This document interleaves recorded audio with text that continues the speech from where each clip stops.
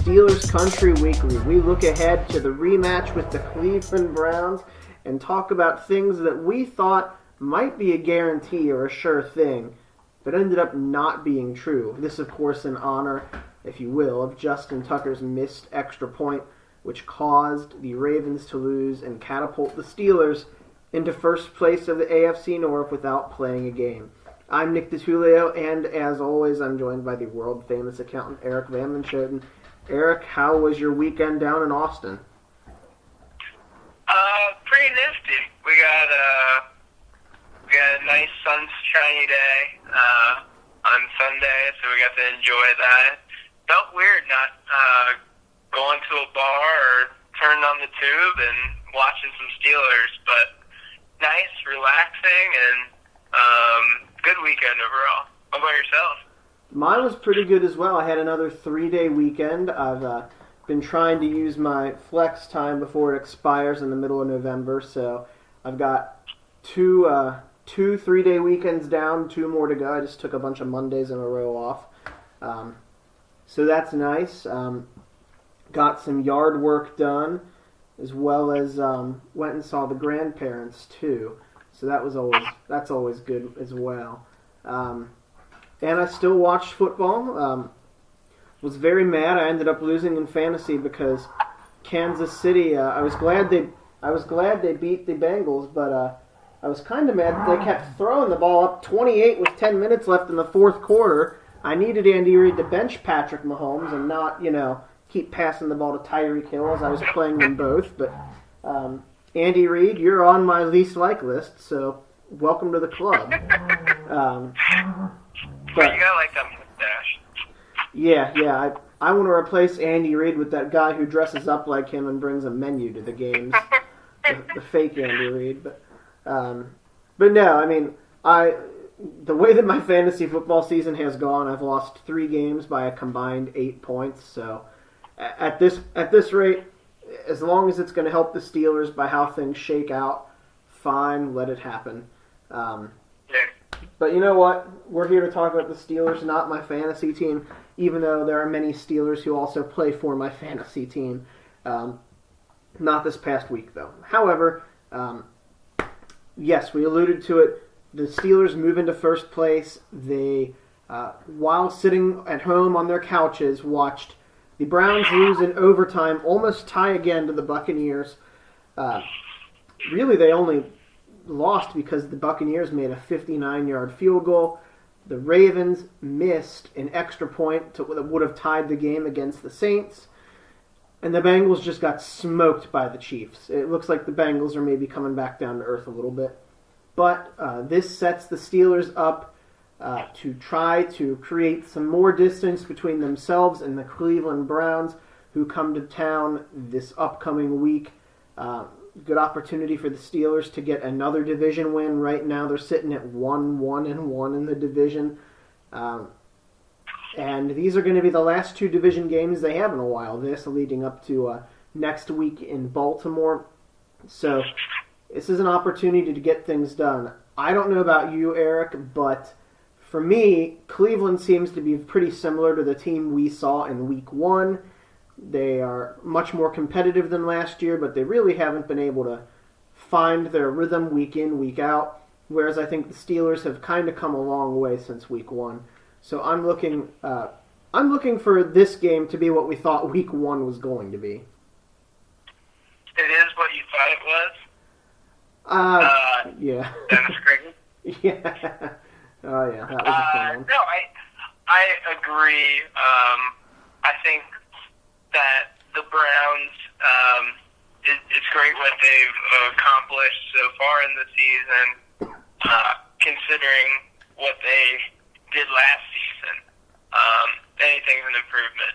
So, but, that being said, I think they're still a team that's a rookie quarterback, rookie running back. They have some young talent in pivotal positions, but they're not going to be contending for a playoff spot this year. So the Steelers, on the other hand, they're a team that It didn't look like it in the beginning part of the season, but as of late has turned on the Jets a little bit and is becoming more of the team that we thought they were going to be. So definitely, I think that this game is shaping up to be more in line with what our expectation is, but then again, got to go out and make it happen. I just don't see Ben turning the ball over 5 times and the kickers exchanging game-winning implications and still letting it loose and tying the game. That was a bizarre start to the season, and I just can't see a repeat happening. I can't really either. I definitely don't anticipate a tie. But the other thing to point out, too, is the Browns lost one of their running backs.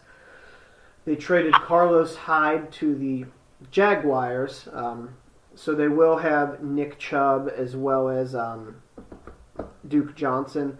There'll be one less running back as opposed to when we played them in Week 1. The other thing to keep in mind, too, is Baker Mayfield is playing now. We are not playing Tyrod Taylor. You did allude to that. I don't think Baker's going to make that much of a difference. The way that the Steelers' defense has stepped it up, particularly Joe Hayden, it's just difficult for me to see this game going in the Browns' favor. One big thing I'm going to look for, though, which was a big part of last time the Browns played the Steelers, was the offensive line protection of Roethlisberger. The Steelers' O-line is coming off of a game where they did not allow Ben to get hit once. Ben got rushed plenty of times when he was playing Cleveland Week 1. We saw 2 strip sacks, I believe it was, a couple interceptions because of the pressure got to him. Little things like that, I think, are going to be key. But truth be told, if the offensive line protects Ben anywhere near as well as they did against the Bengals, it's going to be very difficult for any team to beat the Steelers. We talk about it a lot when they play the Patriots. Like, you have to get to Tom Brady. You've got to pressure him. The same thing kind of goes for Ben. I think Ben's a little bit harder to take down than Tom Brady, but the principle is the same. If Myles Garrett can get to Ben every other play, then it's going to be a long day for the Steelers, and they might still be able to get a win out of this. Maybe another tie. Hopefully not. But that's the big thing for me. If the Browns cannot get any pressure on Ben, I just don't see Baker Mayfield coming into Pittsburgh and coming away with a win. Yeah, but that's the problem is that the Browns did. Myles Garrett looked every bit of a former first overall pick. Right. I believe in the first week he had 2 forced fumbles.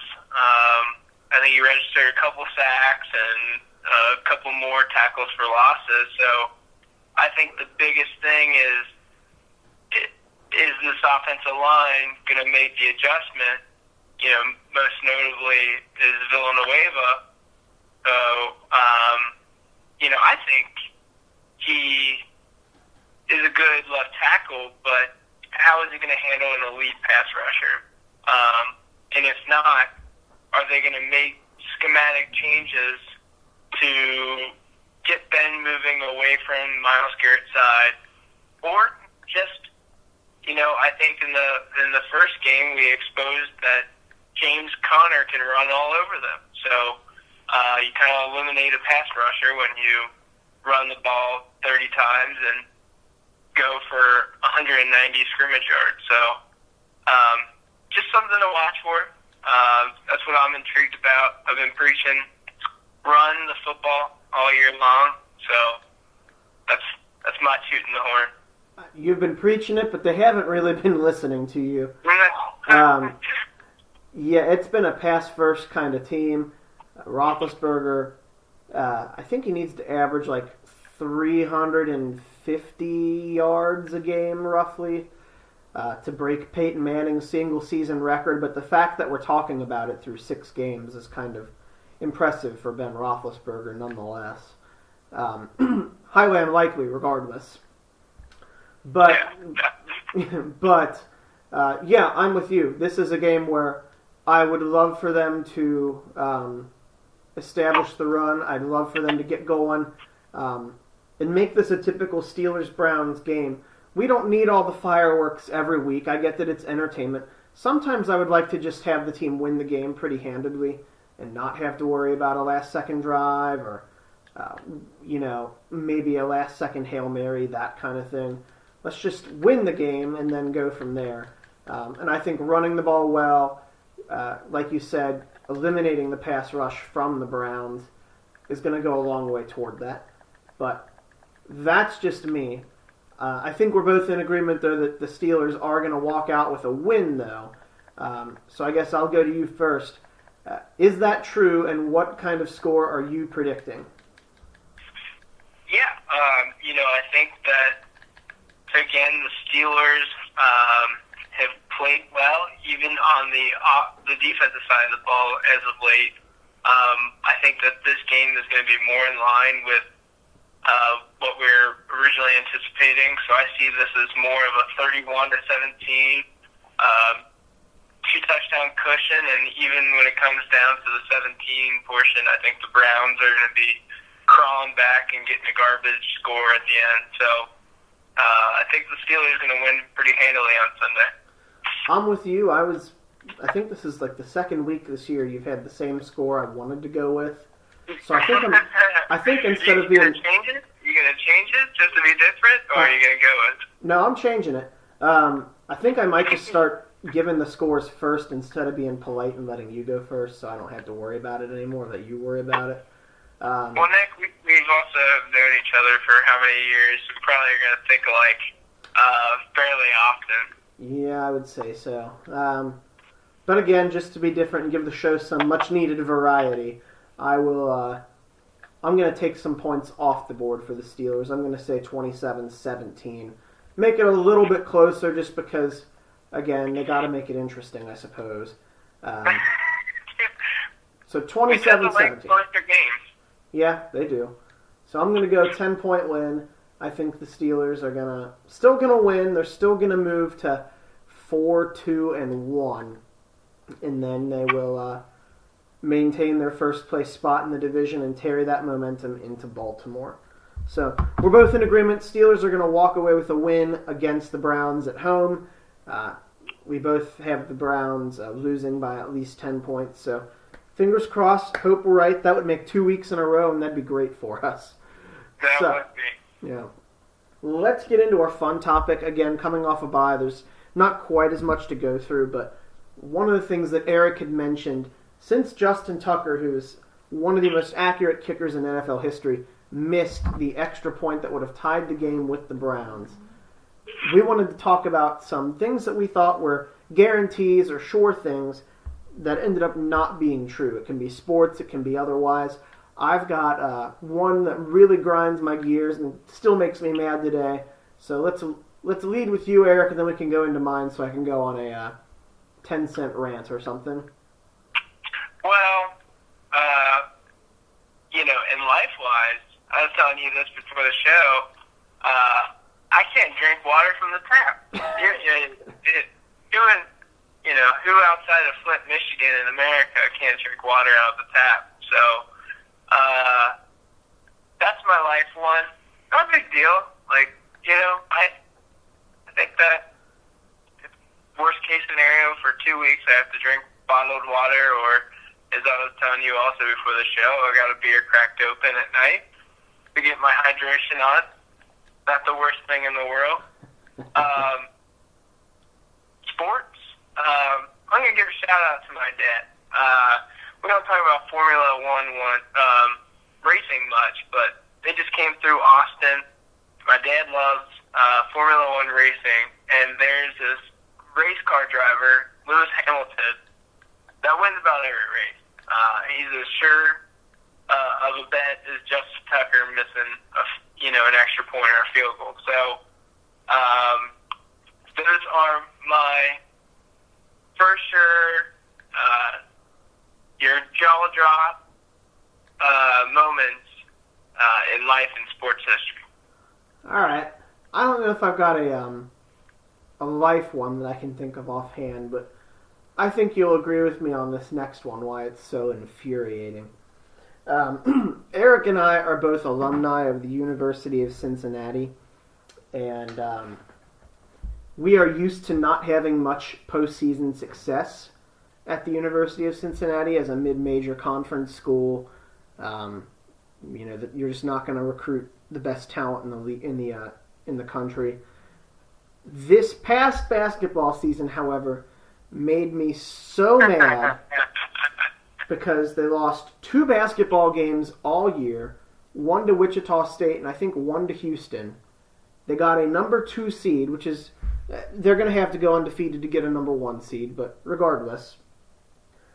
And by the second round of the tournament, the numbers 1, 3, 4, and 5 seeds all lost in their region.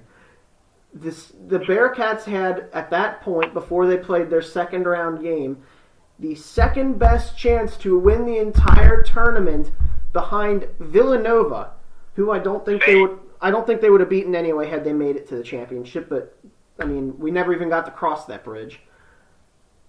And then the Bearcats went into the second round game against Nevada. The 7 seed had a 20-point lead with 10 minutes left and blew it. I have never been so mad I don't know that I've ever been angrier at any sort of sporting event or because of any sporting event than that one, because it was the epitome of implosion. It was bad decision making by the team.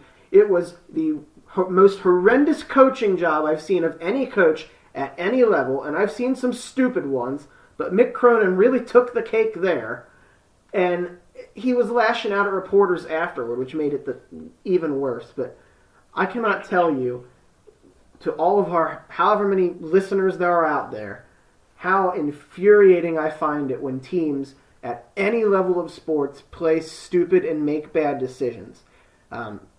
So in football, unsportsmanlike conducts for taunting or just late hits, to me, get under my skin more than anything else because they're so stupid. As well as grinds your gears. It does. It grinds my gears. But I think you understand what I'm talking about too. It's stuff that could totally be avoided, but it has an impact on the game. For example, if I was a Bengals fan